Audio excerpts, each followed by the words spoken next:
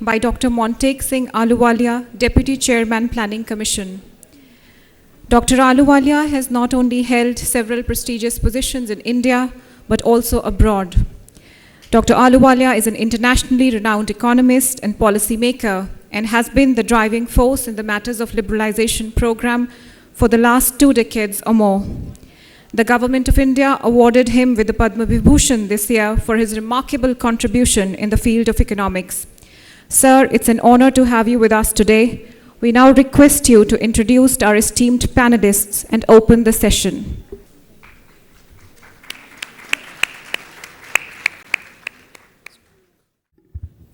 Thank you very much. Let me just be very brief. First of all, compliment the Ministry of Finance and the NIPFP for organizing this particular conference. I noticed that this conference on international economic policy follows much more sort of academic conference called the Delhi Conclave. And I was struck by the fact, I thought to myself, I wonder what it would have been like to have been at the first conference. And I think the big difference between today and the last 2 days is that today the subjects are all subjects that almost everybody has a view on. And since Amartya has taught us that Indians are all argumentative, there are multiple views. Now, one of the nice things about yesterday's conference is it's one of the few conferences that had subjects on which I think even Indians, or most of them, would not have views. And I picked one, which is GEL methods for moment condition models. Now, from there to go to global slowdown, what do emerging markets do? It's quite a transition, and I think you'll all enjoy it. But from the fact that the subjects are subjects that everybody has a view on, doesn't mean that we shouldn't be hearing from real experts. So I think this is going to be a treat in the sense that you will be hearing 2 very distinguished speakers speak about subjects which are on the headlines of every newspaper, not just the pink papers, but even the non-pink papers. And strangely enough, they're on every television screen, not just in the discussions that are going on, but in the little scrolling bits at the bottom, which described as breaking news. So a great opportunity to hear from 2 acknowledged experts about this crucial issue of sort of what are the prospects for emerging markets. Our first speaker is Professor Amartya Sen, who is actually known to everybody, but he's now used to being introduced nevertheless. So let me just say that it's a great pleasure and a privilege to introduce Amartya to this audience who know him extremely well, but I have to say that we normally introduce him as, of course, as a Nobel laureate, of course, as a Bharat Ratna, but I should also say as a one-time professor in the Delhi School of Economics. I mean, I say this because as a student,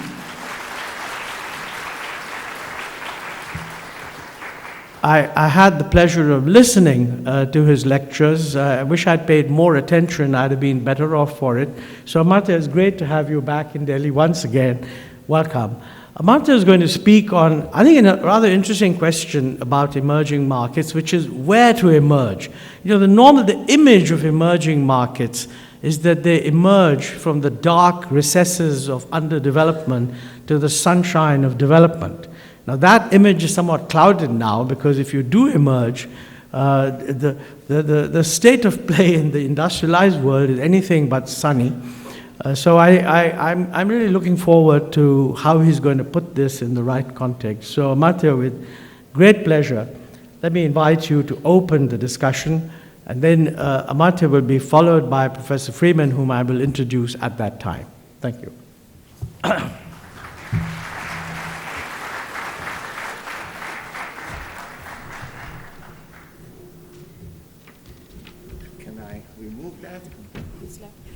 Yeah.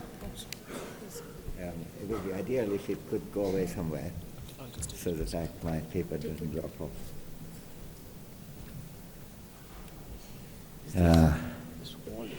Well, friend, it's a real delight for me to be here, thank you, at this conference.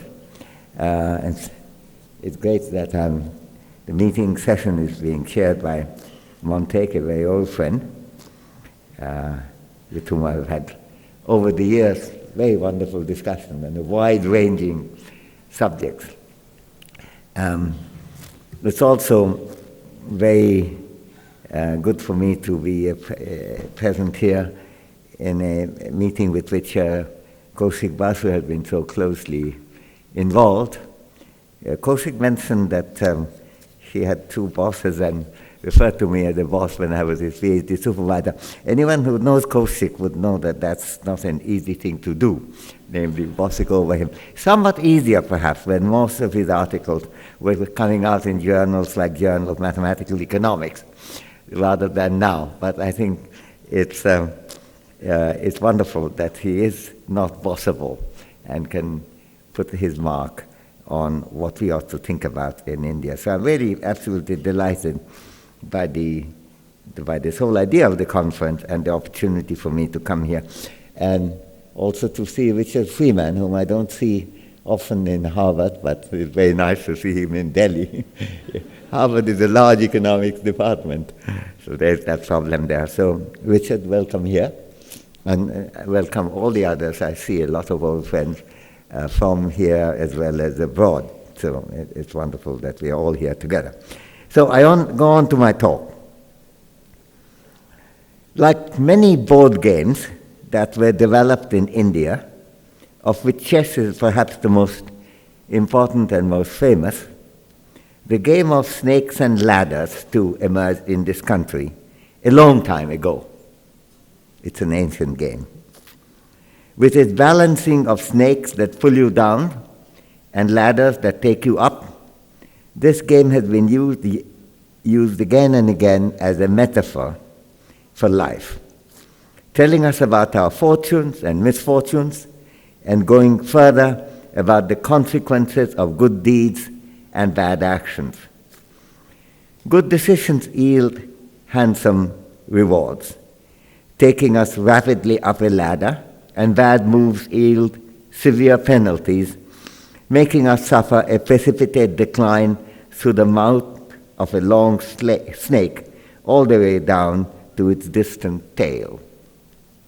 Not surprisingly, different religious traditions, Hindus of different schools of thought, Jains, Buddhists, Muslims, and Christians in India have over the centuries all implanted their own interpretation. There are extraordinary varieties of the snakes and ladders in India, depending on the cultural and the moral interpretation, to the moves and consequences of what was essentially a secular and mirth-generating game.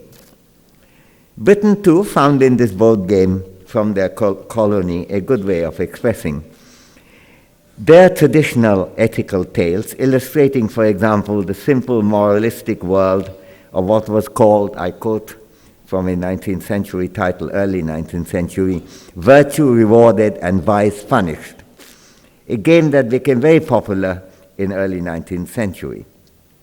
The English version used the graphic illustrations of the snakes and ladders to depict traditional English moral tales that made this old Indian game popular, first in England and then in the British-dominated global world of the 19th century.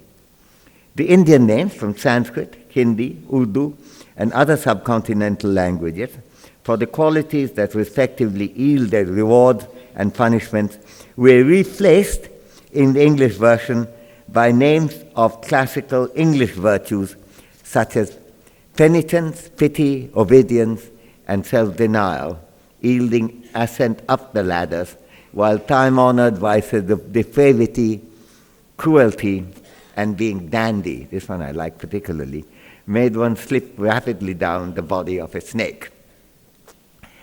The diagnosis of virtues and vices is, of course, adaptable, and the richness of the analogy of snakes and ladders can be put to use today in discussing modern problems as well, even the contemporary challenges of economic and social policies. We can well ask, what are the nasty snakes we face today in thinking about economic policies in our troubled world, and what helpful ladders we should try to climb up in moving an economy and society forward in a world full of opportunities as well as serious dangers. The distinctions are quite important for the emerging economies which are trying to decide where to emerge. We do not want to emanate from the bottom end of snakes and would rather emerge at the top of elevating ladders. How can we do this? How can we learn from the experience of the world, good and bad, in recent years? And given the location of this meeting, we can specifically ask, how is India in particular doing with the snakes we face and the ladders that we can access? The main theme of this talk is to suggest that India has avoided some pretty serious snakes and have reason to be pleased about that, but we have also overlooked some great ladders with which the country could be better served. And there is work to be done there. I begin with snakes. I cannot hide from this audience my belief that a great many countries in the West seem to be doing their best to go straight into the mouth of a fairly hefty snake. In an economic world that is still emerging very slowly from the gigantic crisis of 2008, with the continuation of huge unemployment, very low growth, and languishing demand, as is the case in many of the traditionally rich countries, particularly in the bulk of Europe, it's hard to think that anything can be further from a ladder and as close to a snake as a huge program of indiscriminate economic austerity. It's certainly true that many countries in Europe need and have needed for some time a better system of economic accountability and more responsible management of the economy. But to regard large-scale cutting of government expenditure, including those that decimate the basis of human security and the quality of vulnerable human lives, and create havoc to the possibility of economic growth, is a very odd vision of a ladder.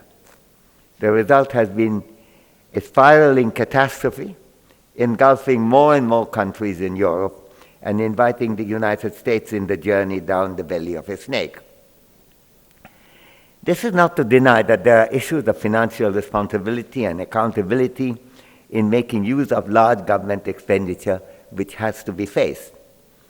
But to move from the frying pan of mismanagement to the fire of indiscriminate cuts to satisfy the creditors and to placate the rating agencies with their very simple-minded theories of sound finance has not been helping these countries to move into a responsible, forward-looking recovery program. When I tried to make this point at the invitation of Justin Lin, who is sitting right over there, many months ago at the ABCDE conference of the World Bank in OECD in Paris, the title of my paper was on growth-mediated development. I ought to emphasize the growth was important in that. The fact that it mediates the development is not in itself good, but it's good for something else, was really the focus of this paper that I did for Justin Lin. And there I expressed my deep skepticism of the chosen route of massive financial cuts for alleged salvation. When I said that, I was told by several people in the audience, the discussion was very polite, but later on when I was chatting, that given a little time, I'd be surprised, and the desired results of firm economic recovery and financial confidence will return. This was in May last year, May this year, 7 months ago. And as we look at the situation in the middle of December, no game changer has emerged to vindicate these policies.